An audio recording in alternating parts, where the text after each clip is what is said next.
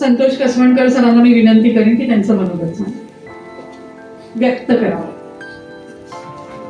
Thank you madam. नमस्कार सर्वांना.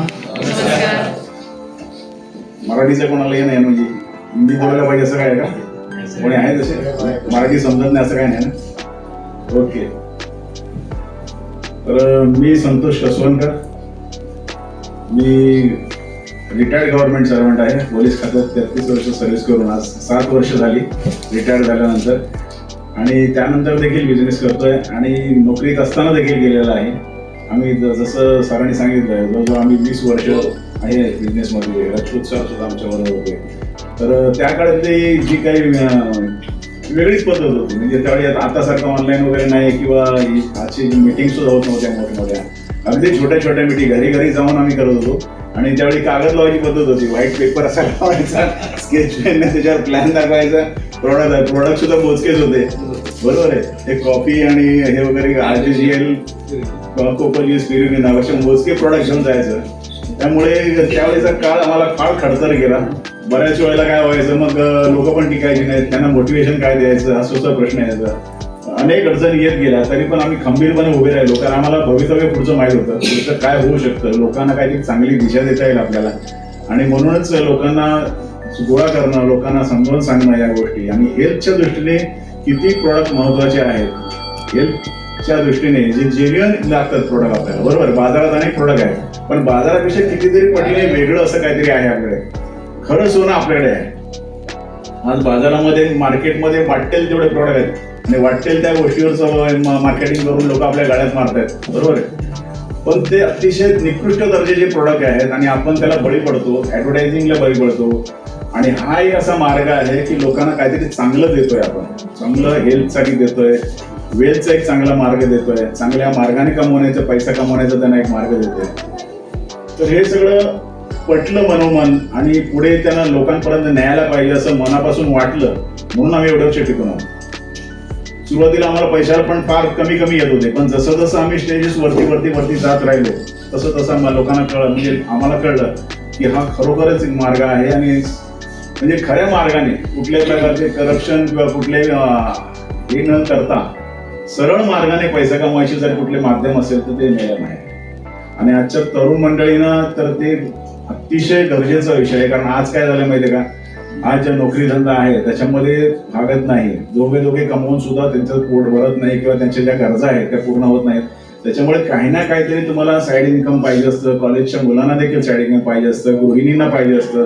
तर हा एक तुम्ही पार्ट टाइम बिझनेस सुरू करून नंतर तुम्ही फुल टाइम सुरू करू शकता, बरोबर. सगळे ऑप्शन ओपन आहे त्याच्यासाठी.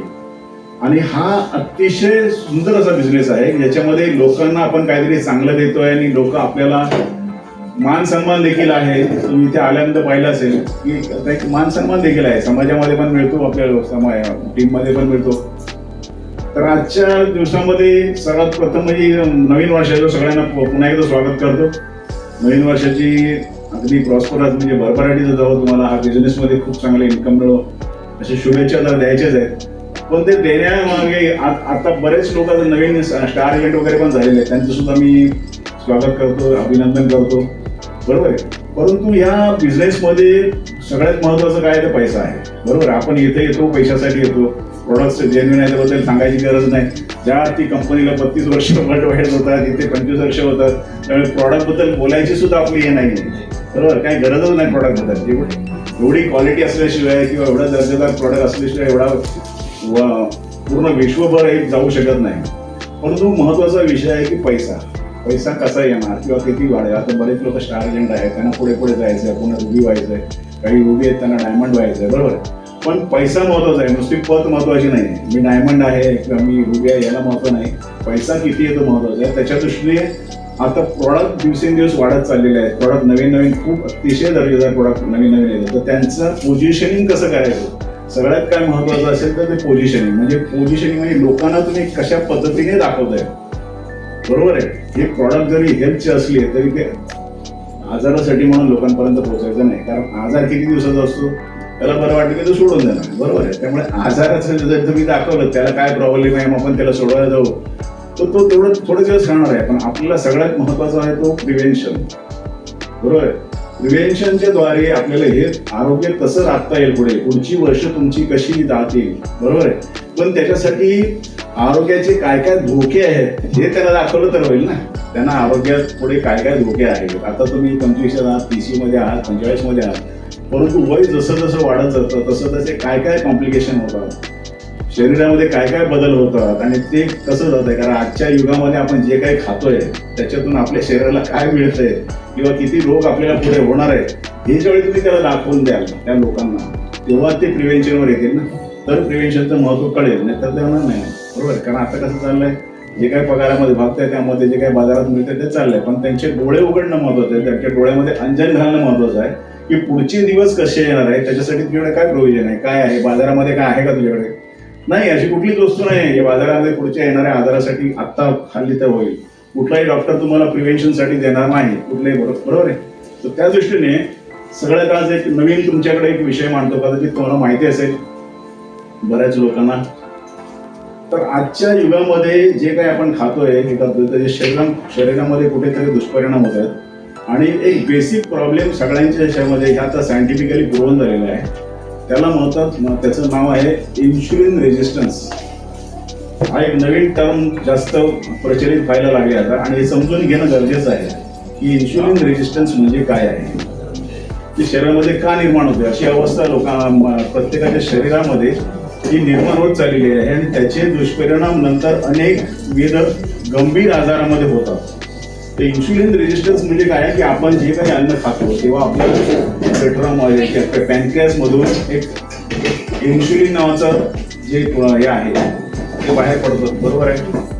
तर ते बाहेर पडत असताना काय होतं की ते पुन्हा रक्ताची ग्लुकोज जी आहे त्याची एनर्जी बनवली जाते ना, ती एनर्जी जी आहे ती बनवण्यासाठी ते इन्शुलिनचा फार मोठा रोल आहे आणि ते सेल पर्यंत नेलं जातं. त्या सेलमध्ये मायटोकॉन्ड्रिया ती एनर्जी बनवली जाते, बरोबर आहे.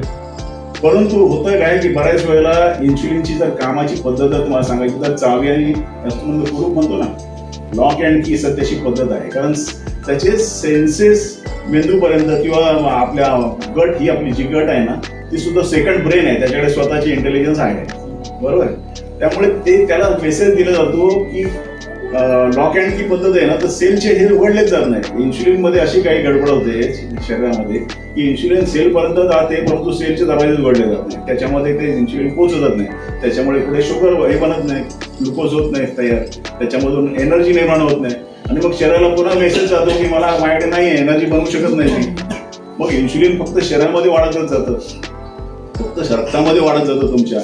आणि ही जी अवस्था आहे ना ती सुरुवातीला अगदी किरकोळ वाटते, आपल्याला त्यांची लक्षणं पण जाणवत नाही, पण हळूहळू त्याचं प्री डायबेटिक स्टेजमध्ये किंवा प्री डायबेटिक इतर सुद्धा, कारण एनर्जी शेवटी साठून राहणार, ती जो साठून राहिलेले टॉक्सिन राहणार, बरोबर आहे. आणि अशामध्ये काय होतं, सेलकडून मेसेज केल्यामुळे पुन्हा इन्शुलिन निर्माण केलं जातं, पुन्हा ते होत जातं आणि हे जे काही अप अँड डाऊन होत राहतं इन्शुलिनचं, ही काळ बराच जर काळ तशी राहिली शरीरामध्ये तर ते अनेक रोगांचं मूळ कारण ते आहे. आज एक संशोधनानंतर एक सिद्ध झालेलं आहे आणि त्याच्यामुळे या इन्शुलिनचा जो प्रभाव आहे आपल्या शरीरावर तो लोकांना समजून सांगायला पाहिजे. तर हा विषय आपल्याला समजून घ्यायला पाहिजे स्वतःला की हे इन्शुलिन रेजिस्टन्स म्हणजे काय आहे आणि त्याच्यातून अनेक विविध रोगांना कशी वाट मिळते पुढे आणि पुढे हे गंभीर कसे स्वरूप निर्माण होऊ शकतं आणि त्याच्यामधून आपल्याला जर बाहेर पडायचं असेल तर काय करायला पाहिजे हे आपल्याला सांगायचं. लोकांना काय सांगायचे, पोझिशनिंग ऑफ प्रॉडक्ट म्हणजे आपले प्रॉडक्ट तिथे कुठे उपयोगी पडतील, त्याची लक्षणं पुढे तुम्हाला काय जाणवतील, बरोबर आहे. तर ती लक्षणं आता जर जाणवत नसतील तरी पुढे येणाऱ्या काळामध्ये काही वर्षामध्ये तुम्हाला हे असं होऊ शकतं. कारण आजचं एक खाणं जे आहे, पिणं जे आहे, हे सगळं असं असल्यामुळे हा प्रत्येकाच्या शरीरामध्ये हा बदल घडतो आहे हळूहळू आणि काही टप्प्यानंतर ते आवाक्याच्या बाहेर गेल्यानंतर तुम्हाला गंभीर आजाराला सामोरं जावं लागणार आहे. तर त्याच्यासाठी तुम्हाला इन्शुलिन रेजिस्टन्ससाठी आपले प्रोडक्ट कुठले उपयोगी पडतील, कशा पद्धतीने त्यांना मदत करता येईल, हे प्रोडक्ट त्यांना पोझिशनिंग करायला लागेल, बरोबर आहे. तर प्रिव्हेन्शनला आपण त्यांना सांगू शकतो ना. प्रिव्हेन्शन म्हणजे काय की नेमकेपणाने त्यांना सांगता येईल आपल्याला की ह्या अशा स्थितीमध्ये तुम्हाला हे प्रॉडक्ट तुम्ही आतापासून जर वापरले तर या स्थितीतून तुम्ही पुढे तुम्हाला धोकादायक स्थिती येणारच नाही किंवा त्यातून तुम्ही बाहेर पडू शकता, बरोबर आहे. तर मग आज एवढंच या निमित्ताने सांगायचं होतं मुद्दाम. तर ह्या पोझिशनिंगवरती लक्ष द्या की प्रॉडक्ट आपले जर आपण व्यवस्थित प्रेझेंट केली, लोकांपर्यंत पोहोचवली, व्यवस्थित पटण्यासारख्या माध्यमातून, सायंटिफिक माध्यमातून, तर लोक ते घेतील. याचाच अर्थ सेल वाढेल, आणि सेल वाढेल तरच पैसा येणार आहे. बरोबर आहे. त्याच्यामुळे या पोझिशनिंगला फार महत्व आहे. प्रॉडक्टची पोझिशनिंग ही यामार्फत केली जाऊ शकते. हा एक नवीन मुद्दा तुमच्यापर्यंत मला आणायचा होता. धन्यवाद.